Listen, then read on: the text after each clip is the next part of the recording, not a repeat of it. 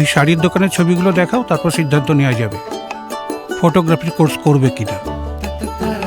হ্যাঁ, শাড়ির দোকান, শাড়ির দোকান, শাড়ির দোকান।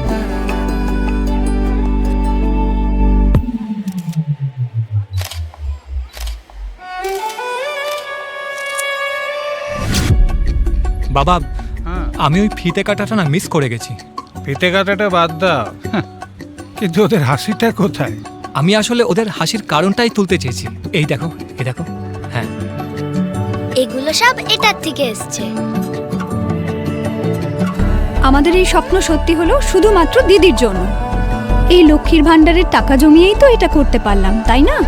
চলো সবাই মিলে লক্ষ্মীর ভান্ডারের জন্য দিদিকে ধন্যবাদ জানাই। থ্যাংক ইউ দিদি। দিদির 10 প্রতিজ্ঞায় উন্নয়ন হবে আবার বাংলায়।